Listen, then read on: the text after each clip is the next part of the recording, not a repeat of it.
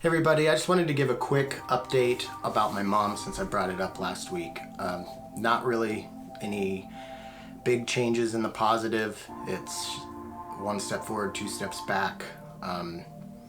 She's been sedated the whole time, so I don't think she knows what's going on, so hopefully she's not like in too much pain or discomfort. But yeah, she's already had 3 surgeries. She's on her 3rd hospital. She's been transferred twice. And it's looking like she's going to be in the hospital for a while. And because we live in America and we don't have socialized medicine, we're going to have some bills. So my sister set up a GoFundMe, and I put the link in the show description. If you would like to help out, if you can, any amount helps. That would be very much appreciated. And thank you to everybody out there in the synth community who has already chipped in. It continues to blow my mind how awesome our community is. All right, onward and upward towards positivity. Let's get into this episode with the great, wonderful, legendary Suzanne Ciani. Hello and welcome back to Podular Modcast. My name is Tim Held, and I'm super excited to have Suzanne Ciani back on the show. That's going to be coming up here in a moment. We had a great chat, and the Patreon bonus part of the episode is really, really good too. So if you would like to help keep the LEDs blinking over here at Podular Modcast and get some cool bonus content like, extra episodes and whatnot.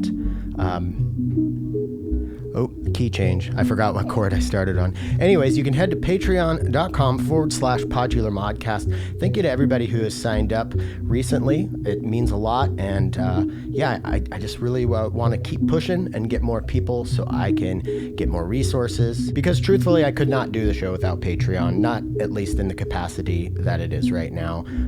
It is almost a full-time job just with everything involved. And it's a job that I love. And I've gotten to meet so many great people. So if you want me to keep bringing these conversations with some of our favorite manufacturers and artists, then again, patreon.com/Podular Modcast. I do have a few things to talk about. One of them is the holiday music. I've actually got some really great submissions. Well, I've got a great amount of submissions recently, but I need some more. I can't say that they're great because I haven't listened to them, because I want to treat it like Christmas morning. When I go to produce the episode, I get to hear them for the first time. I'm working on some pretty cool stuff myself. I've got some friends who hate Christmas music, and I've tasked myself to create a Christmas track that they will actually think is not good for a Christmas song, but just a straight up good track. Can you do that? Prove it. I would like to say thank you to Novation for this lovely synth. I'd also like to say thank you to Patchworks for their continued support of Podular Modcast. If you wanted to pick yourself up a Novation, Summit, or a Peaks, you could head over to patchwerks.com. That's patchworks.com, and peruse their excellent selection of not only synths like this Novation here, but also synths like the one in this Needham Woodworks case behind me. All sorts of modular stuff and studio stuff. So once again, that's patchwerks.com. Be on the lookout for a good holiday sale. They're always doing some fun sales over there. I'd also like to say thank you to After Later Audio for their continued support. We got some more of the Mutable Instruments Classics modules coming out very soon. Can't quite tell you what they are right now, but you're going to be excited. Thank you for your patience. Thank you for coming back to Podular Modcast. Let's listen to this little Christmassy jam real quick, and then we will get into our chat with Suzanne Ciani.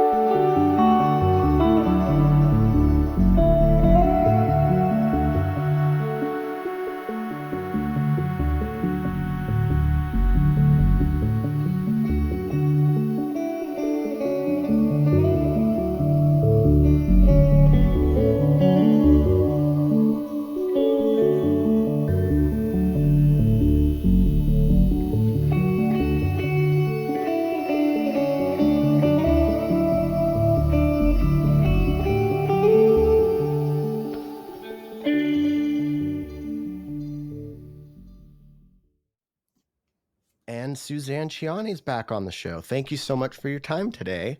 My pleasure. It's so It's nice to really see you. nice to see you again. Yeah, even if it's not in. Yeah. Yeah, Yeah. I still not I promised myself I wouldn't gush too hard during this chat, but I have to say that since I've been doing this show for 5 years, and if any, people sometimes ask, what's like the coolest thing that's happened as a result? And I don't know why, but I always go back to being like, well, I did Suzanne Ciani's dishes in her kitchen because we were hanging out for so long, and I got to sit next to her on her bench while she was playing her bukla. So that I don't think it's gonna get better than that. So thank you for piquing my experience early in it. So it was really Yeah. Well, you wouldn't want to be here now because the weather is not that good. that was just so much fun, and we ate. I think we had crab and cookies, and yeah. Oh, I'm still eating crab and cookies, because it's crab Oh yeah. season again. So yeah, I just had crab a couple of days ago. Yeah, Oh the great. local fisherman, he lives down below me and he brings up fresh crab. Yeah. Oh my gosh, that is so cool. We Yeah. my wife and I got a full king crab for Christmas dinner a few years ago with my best friend and his wife. And when we got home, we both had realized like we've never cooked, like we don't know, we've just had it delivered to us. We've never actually how much of this is edible? So we had to get online and do some research. And apparently a lot of people have the same question because there are a lot of videos being like, okay, this is the part you're supposed to eat. And you can eat this, but you're not gonna like it. Yeah. Even though I've had it so many times, I found myself, throwing away the big part, the other day. It's what's wrong with you? Because the claws are so obvious, right? But then you have to go Hmm. into the rest of it. Yeah. Oh, yes. Mm. Sea spiders. um, Yeah. so it's always a little bit daunting to talk to someone that's as busy and prolific as you are, but I feel like we had a good foundation laid from our last chat, which was got to be 3.5, almost 4 years ago now. And Wow. you have remained to stay.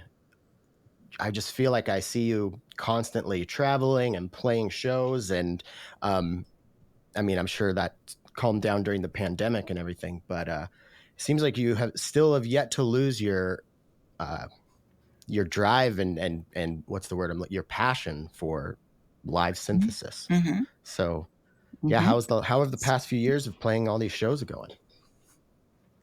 I frequently I ask myself, when am I going to stop doing this? But it just seems so daunting. And then the truth is, the mental, blocks to thinking you can do something are just that. Because the reality is that you do something by, one step at a time, and every step is doable.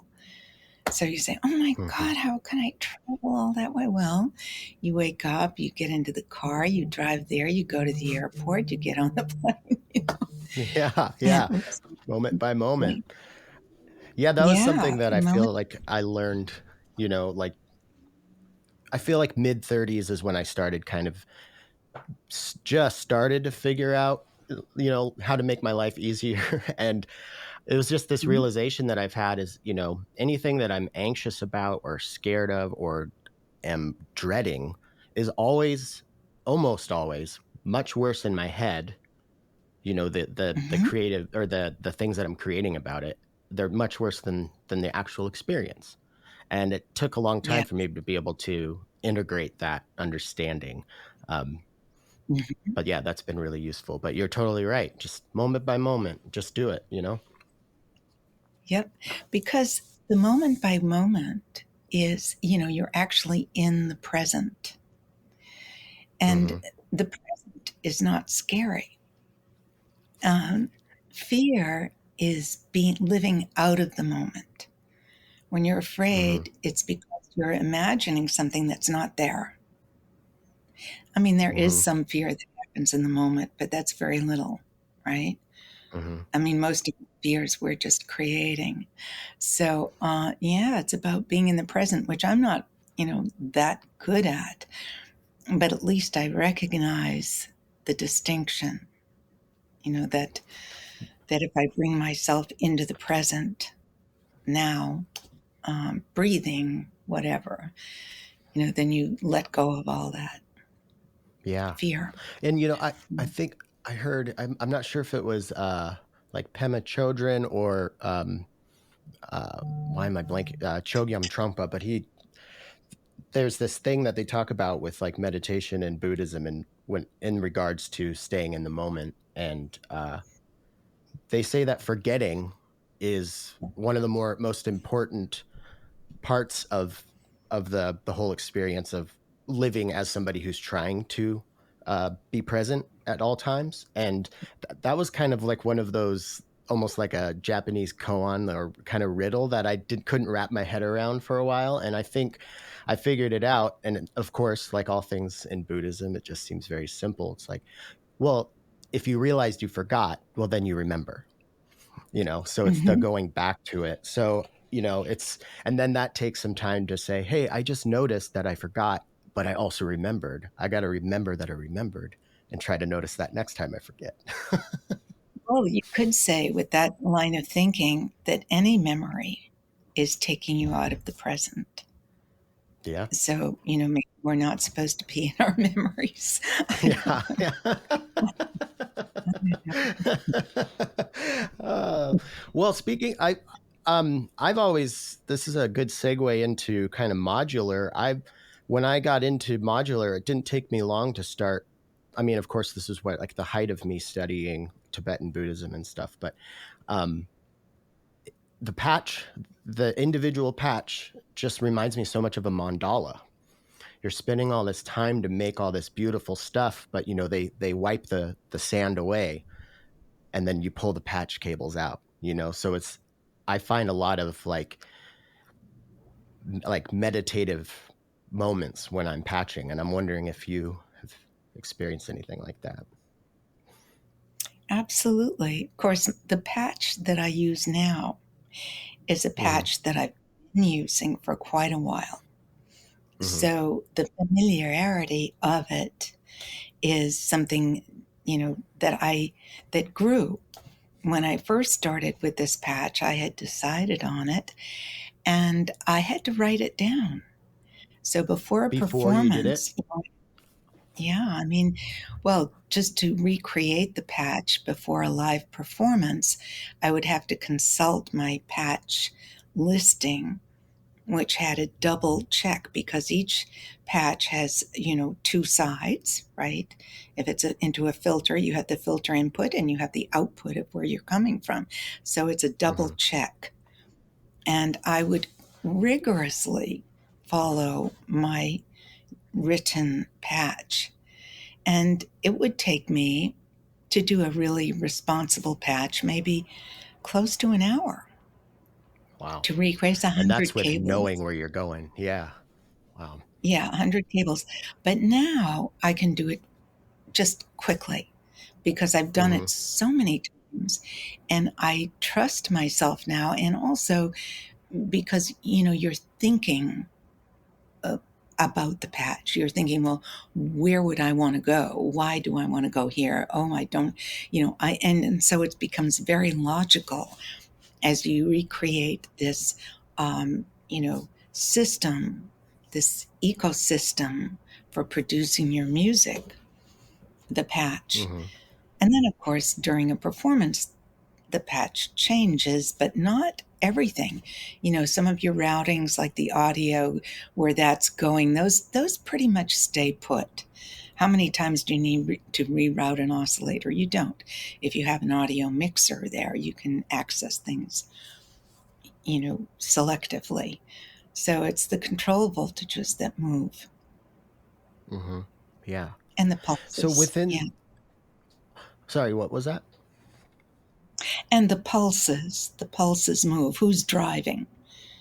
Oh, I Is see. the Hmm. sequencer driving? Is the Marf driving? you know, Hmm. so yeah. Mhm. So within the ecosystem of this patch that you've been playing for a while, I imagine you've left yourself, well, like you just said, deciding who's driving and stuff, but I imagine you've left yourself some room for either improvisation or exploration or both. Um, is that, Well, I mean, I feel like Buchla yes, so endless. yeah, improvisation is a different layer. So you have to Hmm. have the patch gives you your possibilities, and you want to maximize those in your own way. How do I get the most, possibilities and the most control in the, you find that optimum patching, and that allows you to dance. So the Right. improvisation is not, you're not improvising, changing your audio positions or no, you're improvising with the control voltages and the pulses Hmm. and lots of things. I can riff on a, white noise. I used to joke that I could do a whole concert on white noise. I And believe it. you know, it's interesting because rhythmically, we want variety and we want control.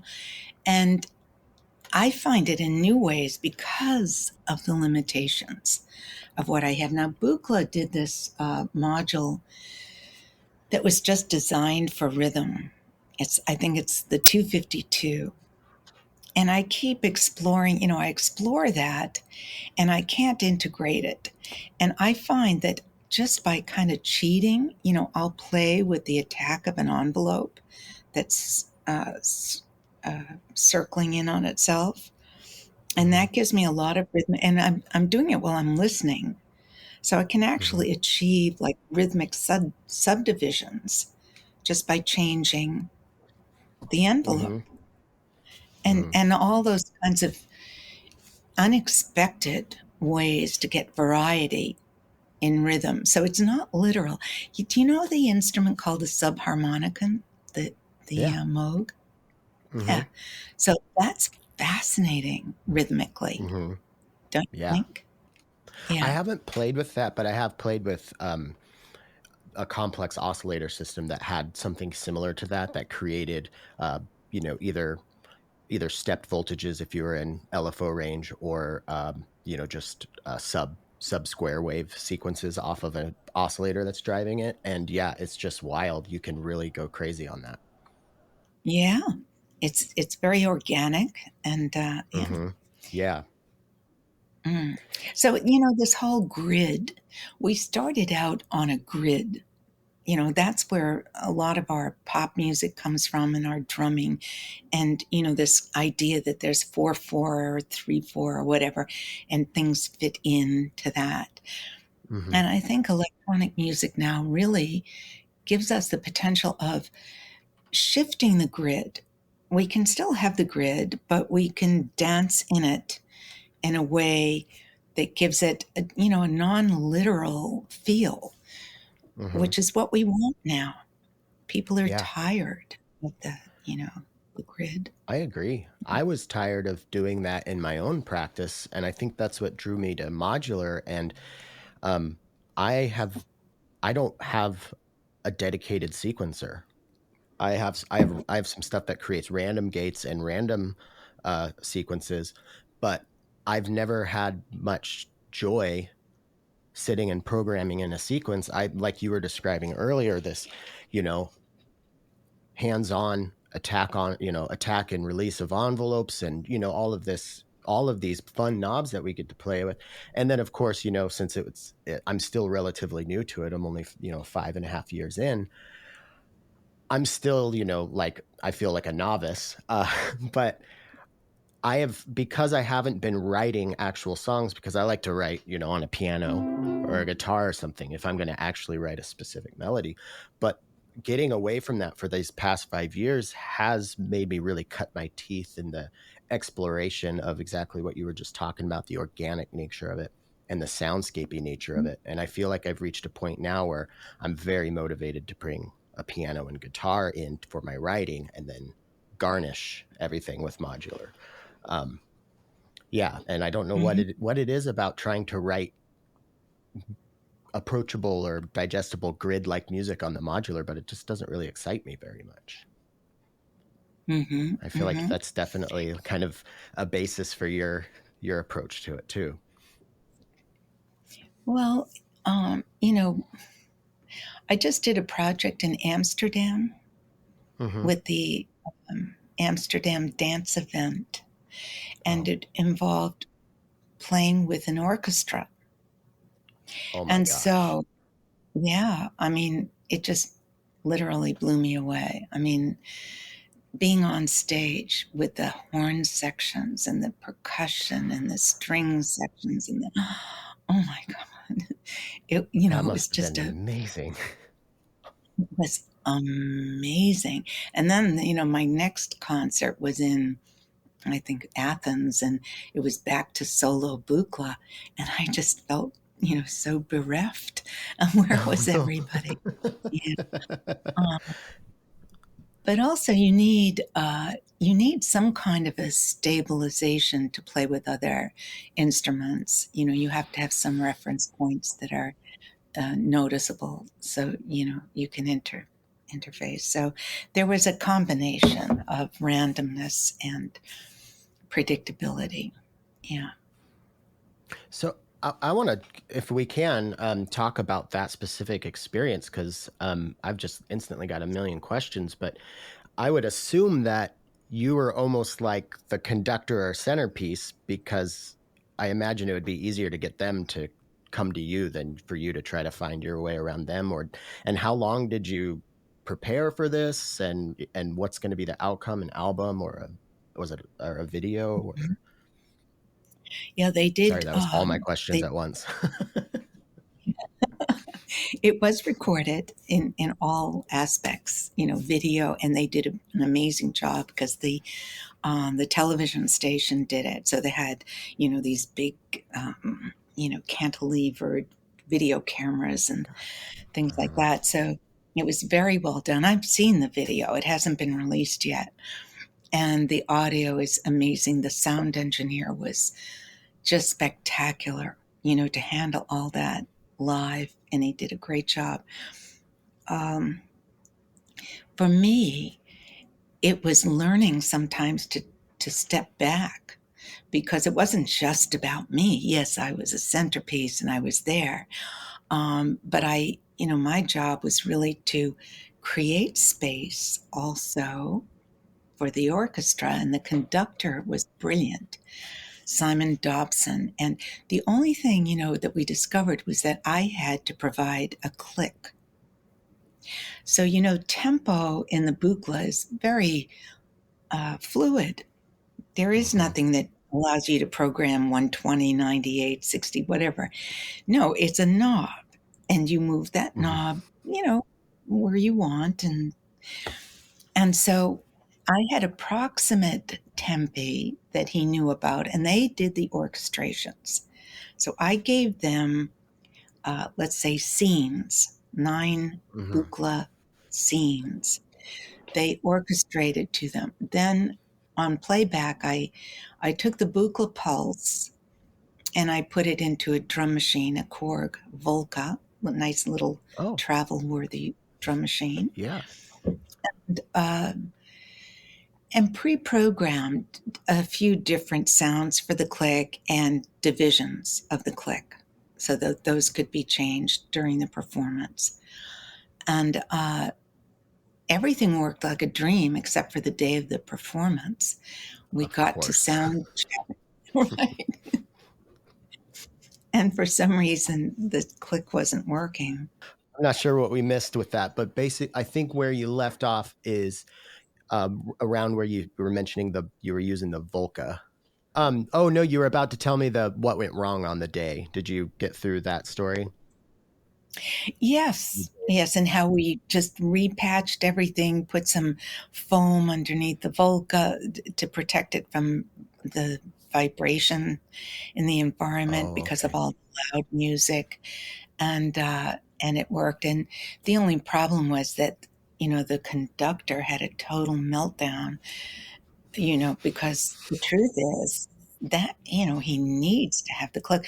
I have played in smaller ensembles where the conductor can listen to the buchla and conduct to that. But in an Wow. orchestra this size, we really did need a more definitive, the space was bigger. You couldn't depend on a tight sound with just the sound in the room. And all the Mm-hmm. players needed the click in order to be tight. And these are jazz guys who are amazing rhythmically. They can play. The drummer was amazing. I mean, he was just so spot on and powerful and brilliant, and everybody was. I don't know of an orchestra that can play on this level in the United States. I mean, we have classical Wow. orchestras and we have jazz orchestras, but this was classical jazz. I mean, jazz classical, Whoa. Uh-huh. you know, yeah, it was And amazing. when is this gonna come out? Like a recording, audio or video or anything? Because this sounds so cool. Yeah, we're talking. We have Mm-hmm. the assets, so to speak. We have the recording, we have the video. Now we just have to fine tune everything. So we're going to have a conversation next week about that. Okay. So Cool. see, yeah.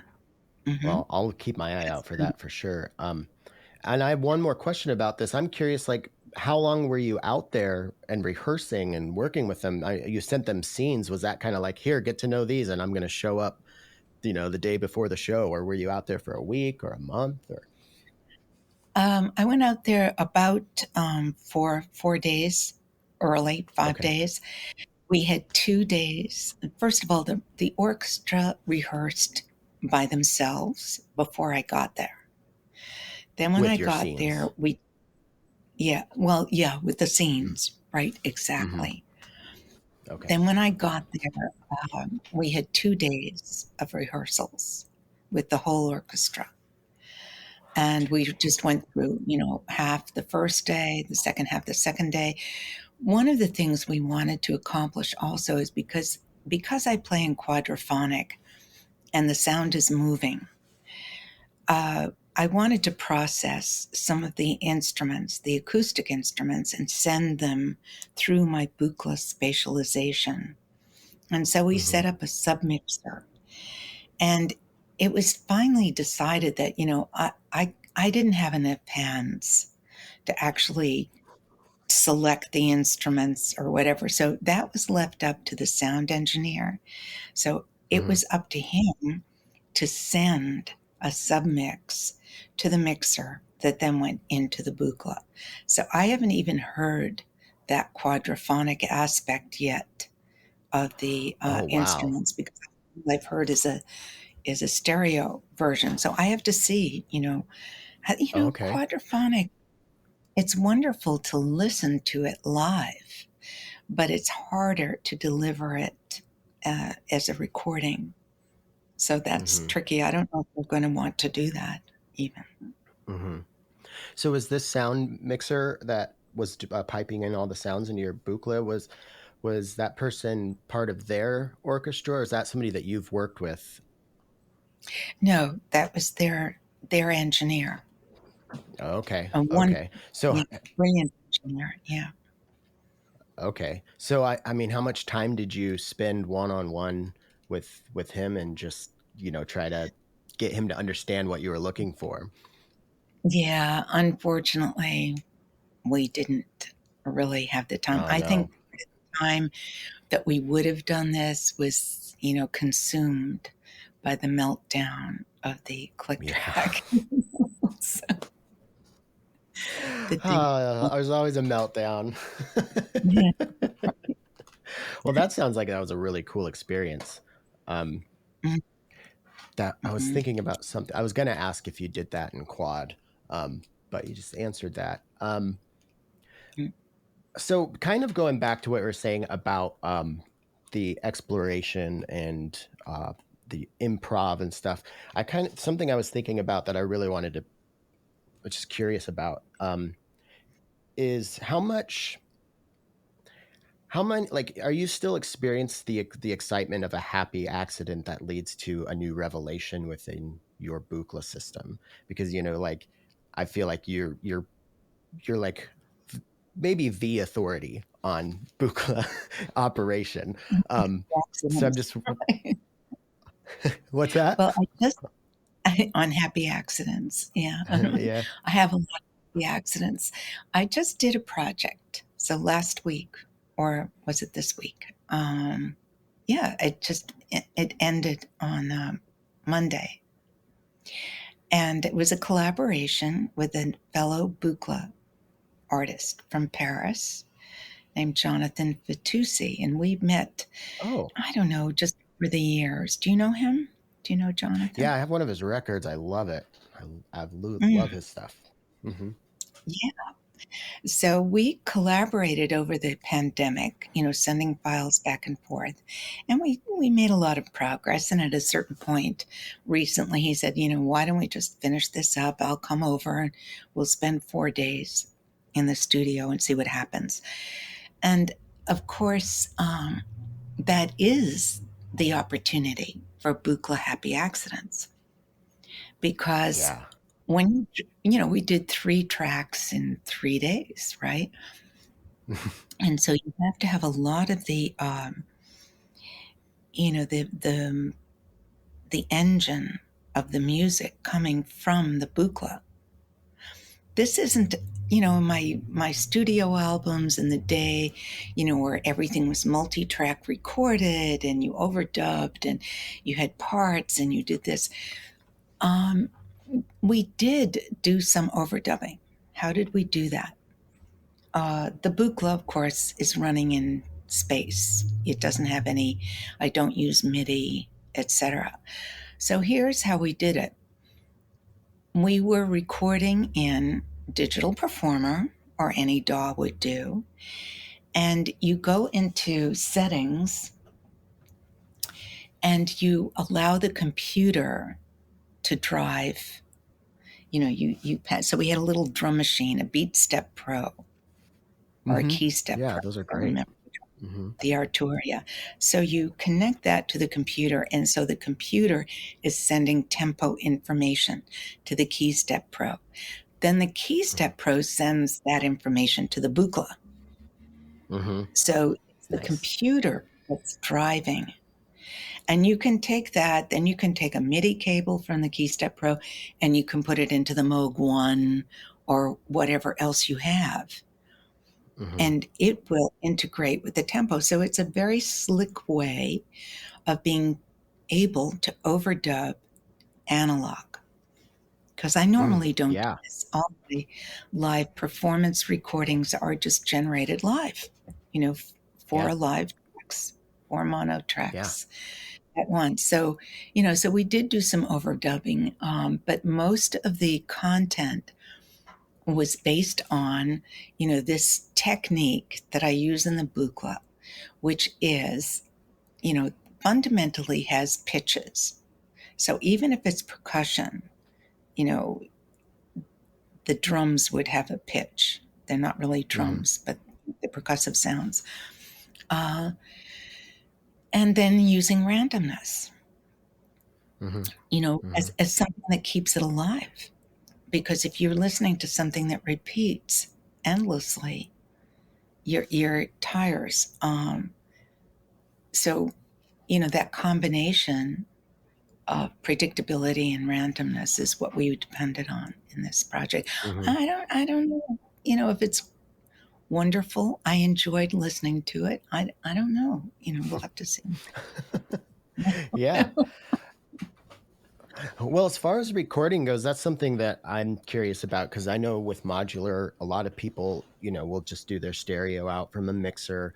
I recently have started practicing trying to get as many of the voices multi-tracked as possible, not so much for quantization or anything like that, but more just for me to be able to individually mix them EQ wise and compression and stuff, or take something out that I thought maybe got annoying. But how do you typically record out of the Buchla as far as channels, and then um, And then as far as with Jonathan, how did you guys do that? Was it 2 stereo or just multi? Ooh, what So is that? I always record in quad. I can't do it any Okay. other way. What would be the Uh-huh. point?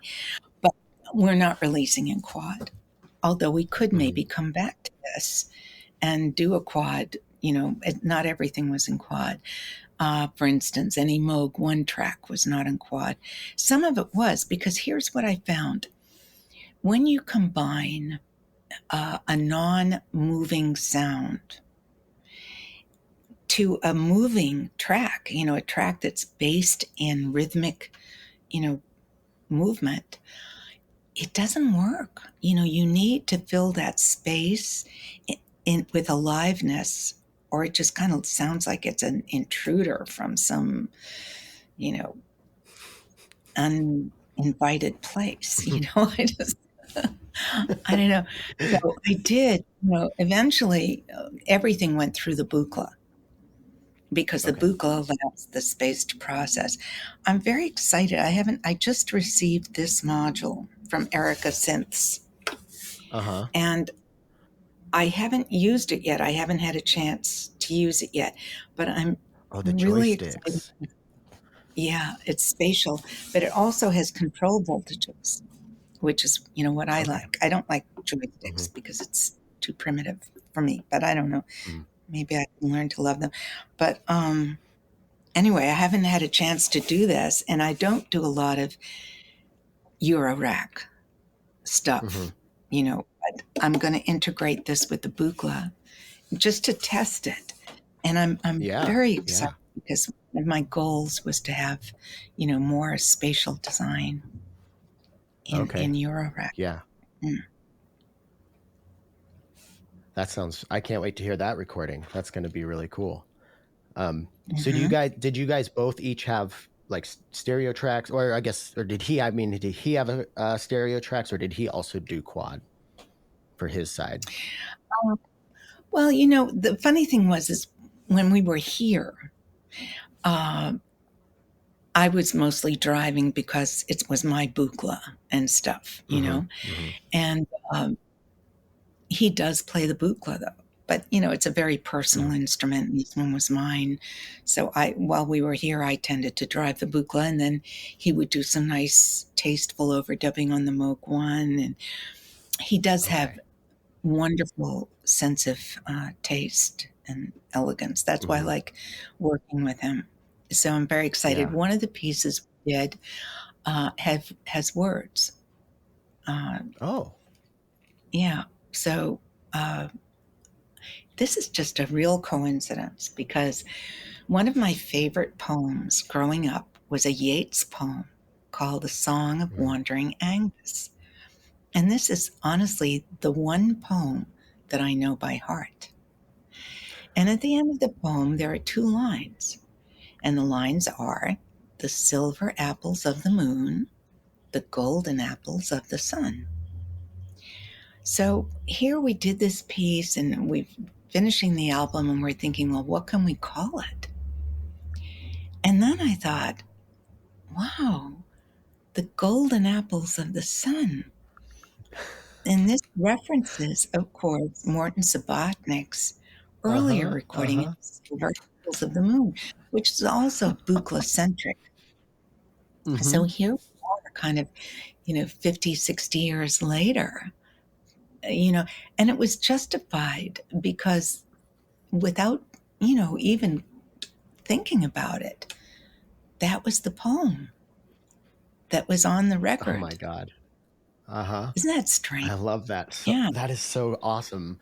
I love that. Yeah. And I think you might be the only person on earth who could who actually has like, I don't know what I'm trying to find the right word, but not the right, but like, yeah, yeah, Suzanne can call her album Golden Apples of the Sun. If I did that, people would be like, "Hey, what's going on here, Tim?"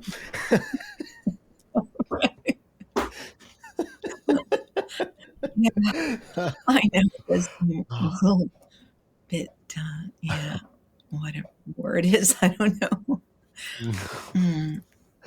But um most days, Mort Sabatnik was, this was such an anomaly that an electronic music record could, of that nature could even Mm-hmm. come out. Yeah. I mean, that really, I feel like freaked some people out and really broke some people's minds open, because there wasn't much that was readily accessible to the general public in that realm of music. I know there was other stuff going on in earlier days, but yeah, that's definitely one of the albums, right? Yeah. And nothing happened, that was None Such Records. And, it was an anomaly. I mean, how did that happen? There were none of the major labels, and most of music was put out by major labels, of course. And I tried very hard to get a deal in those days with my Buchla. And no go. No, the record labels weren't interested. Yeah, am I remembering right? Is that kind of what steered you into your new age like career of piano music and more like desktop synth driven stuff? Well, how it happened, in those days you had to have a record deal because there were no formats that you could make on your own. Everything was pressed by labels and distributed by labels. You couldn't do that yourself, really. So what happened was that because the major labels weren't interested in my music, I realized that I would have to self-produce my music, which meant a lot of money because there were no home studios and it wasn't something you could just do in your bedroom. You had to go out and spend thousands of dollars renting a commercial recording studio. So by the time I made enough money to start this project, and it took, 2 years, I would record for a weekend, and then, over a period of 2 years, I did 7 pieces. Okay, what was I saying? What were we talking about? Say the money that it cost to create the album, and so you were trying to find a Oh, way why I to did it, the new age produce your own question. stuff. Okay. So by the time I got enough money to actually start this recording, um, everything had changed. I was no longer doing live Buchla. My Buchla was, not the center of my world because part of it had broken, part of it had been stolen. Meanwhile, all these companies had come in, Yamaha, Korg, whatever, and there were other electronic instruments. And so Roland, had the MC4 and the MC8. Those were the backbones of those early recordings, being able to enter the data, the notes. So the music was a synthesis of my classical background, which meant notes. It was scored, and electronic techniques, which meant, flourishes and fantasies and things going on. And so Seven Waves also, there's another factor, which is that in those days, my electronic music was not understood at all. Yeah, And so I was very lonely because I would play a concert and people didn't even know that the music was coming from the instrument. It was very that's so distancing for strange. me. Yeah. Yeah. And so I thought, well, let me synthesize my classical background and my electronic. And that's what I did. And it was, in a way, my subconscious desire to be understood, and also a desire to make something that I wanted to live in, which was a safe, beautiful place, right? The machine was dependable. You could listen to it and it would relax you because you knew that the machine was always going to produce the next beat, no matter how slow it was, in a perfectly, safe, predictable manner. So all of that worked together, and that's what Seven Waves was, and the velocity of love. hmm Yeah, I have to tell you my 7 wave story because I don't know. So when Ellison from Waveform and I came down to San Francisco, we were in San Francisco for a day where we interviewed Dave Smith, which was amazing. Um, I Mm. kept telling Ellison I have to go to every record shop in San Francisco because if I'm going to be able to find 7 waves on vinyl, it's going to be in San Francisco. That was my thinking for some reason, and I didn't find Mhm. it. And then when I got to your house, I told you about that, and you were like, "Oh, I think I have some CDs," and you said, "I'll mail you one." And I was thinking, like, that's very sweet, but like, you know, I'm not going to push on that. I'm not going to like try to check in about that. And a few months later, Ellison's like, "I got something for you," and he gave me the 7 wave CD that you sent me. So thank you so much for that. Mhm. I don't have a CD player, so I just put it in my keepsake box. Um, but one day, not too long ago, I was sitting at my house on Instagram, and there's this record store called Georgetown Records in this area of Seattle. It's a tiny little neighborhood. And they posted, like a couple pictures of some new stuff that they had in. And they had the 7 waves, the Japanese import on vinyl in like pristine condition. And I like Wow. called them and I was like, is it still there? Like, hold on to it. And I was thinking, I got to get this before somebody else gets to it. And I like raced down there and grabbed it. And yeah, so I went there right when they opened and got it. So now you can't see it because it's behind my computer, but I have it framed on the wall. I had a couple of over the pandemic. I worked on my Mm-hmm. archives, which is my storage space filled with stuff, and I found some boxes of the Uh-huh. Japanese seven Oh, waves. nice. And yeah, and so we have sold them. They're like, they're over $100 a piece. I don't know. Yeah. They're so limited. And the other thing is that the quality of the Japanese vinyl was second to none. It was really Yeah. amazing. JVC. Yeah. And So good for I just you. love the way they look with what's Yeah. that? Did you notice that the title for the artist on the cover is Suzanne Ciani? Is that the I one you don't have? think I noticed that. No. Wow. I don't, Look at it. It's up in your room. Look at it. how did I miss that? Yeah. What is And that your that's middle initial? yeah, that was on the contract. When I Oh got the my God, record that's deal, so funny. yeah, there was kind of a language barrier, and so yeah, Yeah.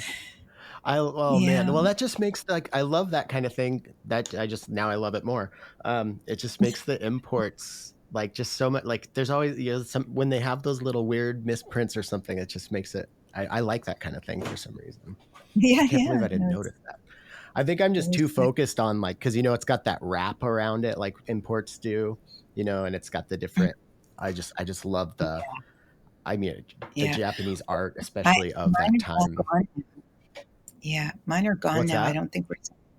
I don't think we You don't have any have more one? of those for sale. Yeah, it's Oh, gone. wow. So Okay.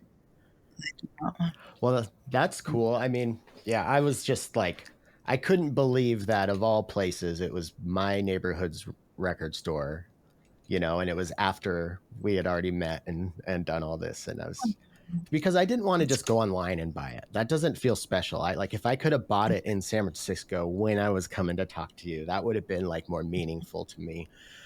So mhm. I was just, I'm gonna wait until the universe provides it, and she did. So Yeah. yeah.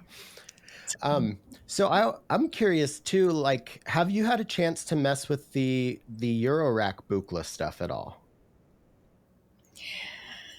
Not really. I've, inquired a couple of times of people what they think of it. And, Mm-hmm. you know, I don't know. I think probably, the Buchla company just moved back here to Oakland. Oh, really? Okay. I don't think I knew that. All right. Hasn't been here for, since Buchla.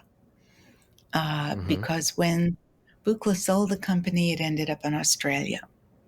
Then it Oh, ended okay. up in Minnesota. and was it Minnesota, Minneapolis? I don't know, one of those. And now Eric Fox, who was, Fox Tone, who Mm-hmm. had, run Buchla Supplies for a long time, has taken over the company, and they just opened a facility, or whatever you call it, a place in Uh-huh. Oakland, which is where I worked for Buchla. When I worked for Buchla in 1969, it was in Mm-hmm. Oakland. So it's really Wow. sweet that the company's come Yeah, back that's there. cool. Yeah. Yeah. Well, that's exciting because I think the Vintage Synth Museum that was in San Francisco, I think they might have moved to Oakland as well. So that's cool little synth scene maybe developing over there. Mm-hmm. Yeah, I've been curious to check it out. But I also I haven't really played with much Buchla. I think maybe the most understanding I've had two experiences where I've got to like kind of see and have people tell me about how Buchla works. And once was on the bench that you're sitting on right now with you, and then the other was with my friend Kyle, who does the Source of Uncertainty podcast, which I think you were on. Um, Mm-hmm. and we still have this thing where I'm going to build him a synth in my Make Noise Eurorack case, and we're going to trade, and we're both going to try to record some stuff and then record our experiences because he's not super experienced with Eurorack, so I think that'll be fun. But yeah, I kind of want to, before I try the tip top stuff, I kind of wanted to try an actual Buchla so I could, know what to be looking for as far as like how close are they and everything. So I've heard good things. There are two things. One thing Mm-hmm. is just the sound. The Mm-hmm. Buchla sound is magic. And why? What do they? What? How? Where does it come from? I mean, he has the low pass gates, which are amazing, Mm-hmm. and um, I'm not in love with the new filter that was the 291E. Mm-hmm. Uh, so I had a clone made of that. But the other thing is the controls that you have. So I don't know, does it sound great? That's only part of the formula. The other part is, what can you do with the sound? Do you have enough randomness? Do you have, one of the most important modules was the MARF, the multiple arbitrary function generator. I don't know, I haven't looked enough at the tip top stuff to see what's in it, but Mm-hmm. it's a start for sure. It's a Yeah. start. Heard that I don't think the they've sound, released too many, but yeah. yeah, I think yeah, they actually just announced that they are about to release or just recently released the actual Source of Uncertainty Eurorack good, module. So that was the one good, that I was like, I think that if I was going to try one, that would be the first one that I'd want to try. Um, excellent, excellent. so, Mr. Fox, if you're listening, um, you know, yeah. I mean, here's the thing. I grew up with Buchla himself, right? And mm-hmm, he never right. chased the market. He wasn't interested in what the masses wanted. He was Mm-hmm, a leader. He wanted to design, and if people figure it out, great. If they didn't, yeah. great. So I think right now the company is, looking for direction because it's come of age again in a different climate, a Euro-rack climate. Mm-hmm, Buchla himself would not have followed Euro-rack. right. Right. And, Yeah. and maybe people would have shifted to his format, who knows? But he Mm-hmm, thought all that through in the beginning. He thought it all through, and he maximized the the size of a module to interface with a human hand. What mm-hmm, was the mm-hmm. Eurorack is really tight, and also to be not too big, like the Moog, Mm-hmm. say, so that it could be portable. So you could be a Yeah. musician and go around and play. Yeah. Mm-hmm. Yeah. It still just amazes me, like the level of innovation and just how how different would this world of electronic music be right now had he not existed, you know? Because I know, like, yeah, that thing looks crazy. The hand. You raise a hand, and that's the shape. Now, isn't that obvious? Yeah, but did anybody else do it? No. No, they went one above or one below. It's like, Yeah. yeah, the 5U is for, because Buchla is for you, right? You know, I I I don't know.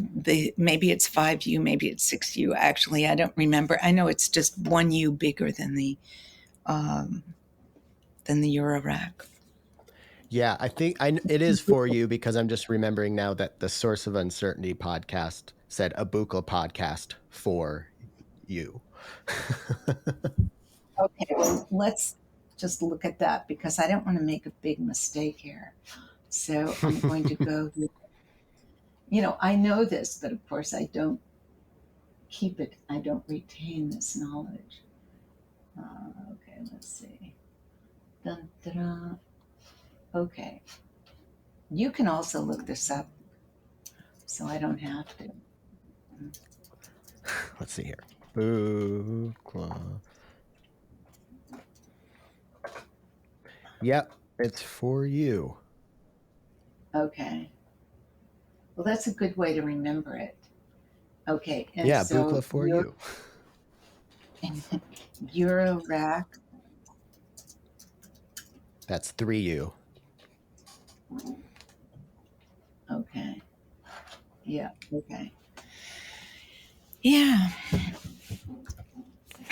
Yeah, it's yeah, and it's funny. Eurorack is still a little bit wild west as far as format goes, but when you have all these companies that have decided to go with what Dopefer thought of, we're still like sorting out the bugs of power supply and everything. So that's a huge advantage of getting into Buchla. I imagine it's just like, well, yeah, it's just all the same stuff, and um, Yeah, right. Well, I'm sure, because I have a lot of, I have a make noise system, and I love mm-hmm, Tony. I think he's a great designer.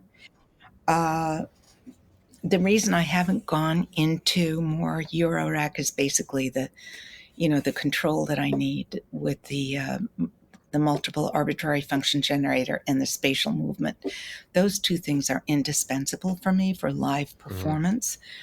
And so, when those start to appear, I can explore more. Yeah, yeah. I'm curious. This is kind of a silly, maybe philosophical question, and you've maybe have been asked this, but I'm curious, as somebody who has spent a lifetime with Buchla instruments, how many lifetimes do you think it would take to absolutely master it, or is it even possible? No, that's the beauty of the instrument, is that it is infinite. Mm-hmm. There's no Mm-hmm. boredom at all. It's kind of like a human being. The depth, and because it's changing all the time. There's no there, right? Even without Yeah. consciousness, without even planning. I look at the Buchla that I was using even 4 years ago. It's different from Mm-hmm. the Buchla I have because you can't help yourself. You have the option of choosing and having something made or doing this or that. And so you do. So it's a fluid system for one. So you'll never get to know it completely. It will always be changing. And just as human beings, it's alive. It really is alive. And Mm-hmm. so, it's a relationship. That's Mm-hmm. that's what I think of it as is. And how many people do you know your wife forever? No, you don't. You're Right. still fascinated and finding out new things, and she's changing every day. Mm-hmm. Yeah. That's Yeah. That's something not, we talk about a lot is, like, you know, marriage is an ongoing experiment and a fun experiment where like we get to grow together and learn actually how to be a married couple, because it's not something you really think about as a young person, but like after you're married for a few years, you're like, oh yeah, we're obviously both going to grow and evolve and change. And yeah, we got to dial in, and it's kind of, there's an excitement. Of course, there's rough patches with every relationship, but I think there's a real excitement to be like, this is a garden that needs to be maintained indefinitely, Yes. because if you can't just plant the garden and be like, give me food, you have to tend to it. Right. You have to take care of it, nurture it, relate Yeah. to it. And Mm-hmm. that the fact that what you do makes a difference is also a very welcome thing. Otherwise, you wouldn't matter. It does Exactly. matter Mm-hmm. what you give Yeah. to it. Mhm. Well, this has flown by, and I don't want to take up too much of your time because I know we're over an hour. But do you have time for a couple bonus questions? For Sure. that, I'll. Okay, I do this thing where I ask philosophical questions for the Patreon bonus portion of the episode because I don't want to put too much synth stuff behind a paywall. But I have 3 questions I've been asking people. So here's the Mhm. first one: does the vastness of space impact the way you perceive yourself? Does the vastness of space impact the way I see myself? Absolutely. I mean, in our own little worlds, we are the center of our perceptions and universes, but we have to completely understand that on an obvious level, we don't matter. And I think that it takes the pressure off of us a little bit. I am not the center of the universe. Life goes on. Life will be here whether I'm here or not. In some ways, that makes me lazy because I don't, maybe I give away some of my responsibility, for the planet because Mm-hmm. I'll be gone soon. Uh, and it's nice to say, well, sorry I left so much plastic in the ocean, but you know, mm, I'm not going to have time to solve that. I'm on my way out. I'm almost gone. Life will go on without me, and my life. Yes, I'm small compared to the universe, but I have a timestamp on me that I'm aware of in the vastness of Mm-hmm. things that I'm going to be reappropriated by the universe. My theory is that in this life, which is so amazing and magical, really just all amazing, we live in our bodies. We live as separate beings, and nature also has separate beings out there. It's not just this mix of undefined molecules. It is, a rose plant, a eucalyptus tree, an ocean. I mean, all these, little building blocks coalesced in certain ways. And I think that when we're gone from this, and when we re-merge with the universe, that we will lose our identity as we know it. And we won't care because we're not caring unless we have an identity. Right. Yeah. I love that. It's funny because I think what you just said, I find people, and even myself, going from one extreme to the other, but to some people that sounds scary or sad. But for me, I used to feel that way, but for me, I feel like I've actually been provided relief by that in a very comforting way of being like, I am we're all made of the same stuff. We're technically, we're divided on this, at this physical level in our bodies, but like you said, we're all going to be reappropriated and just recycled. And to me, Mhm. that's more exciting than thinking about like Tim's consciousness living for eternity in some puffy white environment. Like, I don't know, that's not as an interesting outcome as the what I think the actual outcome is. Yeah. Yeah. Well, we don't know what that's going to be like, honestly. I think Yeah. our yeah. But it's not scary. Here's one thing I notice is that when somebody dies, they're more present in those moments after death than they were before. It's like suddenly they've left their pinpoint location and they're every place. So, In a friend's memories. mother just passed away, and she was like right with me. She was like as real to me after she died, maybe more real even. I can't explain it, but she was like she was every place at once instead of bound to this body that we live in when we're alive. Mm-hmm. We're bound. And I think those moments, with Don Buchla as well, when he passed away, he was so with me on so many levels. But I think honestly, in human consciousness, we lose that. So here it's 5 years later, 6 years later, and he's become more distant. I feel Mm-hmm. his spirit, has transitioned, and maybe he's not watching over me right now, making sure that the Buchla works.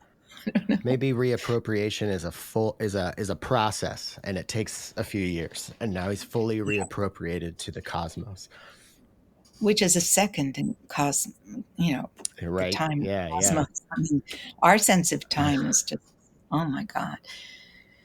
Yeah, I mean, I was reading in the papers today, that they found something, how many millions of years old, and these people from Denmark, found a DNA sample from 2 million years ago. Wow. Yeah, I mean, it's nothing in terms of yeah. Mm-hmm. Yeah, it's funny to think about that. Like, I think the closest we can really get is just understanding that we can't really understand. We can't really wrap our heads around what a million years is. It's a Right. designation, and it's just like we put it up here, and it's like, okay, well, we know what that means, like in units, but like we can't truly fathom that, you know. Well, Suzanne, I can't thank you enough for this. This is so Oh, much fun. The only bad part is it went by so fast. But is there anything you want to scream from the modular mountaintops before we sign off? screen? Or Scream. yeah. Scream. Or Let's see. proclaim. Let's see. Let's see. Podular Modcast is modular podcast in reverse. To say the obvious. Perfect. Thank you so much, Suzanne. Thank you, Tim. Take care. Good luck. Hope your mom feels better. All right, that is our show. Thank you so much to Suzanne for coming back on. Wasn't that just awesome? I swear it just flew by like that. I was so excited to chat with her, and of course she didn't disappoint. She's the best. If you haven't seen the documentary Born in Waves about Suzanne, then I highly recommend it. Like, it's one of those documentaries that you watch and then like instantly you want to just go straight to your studio and start creating.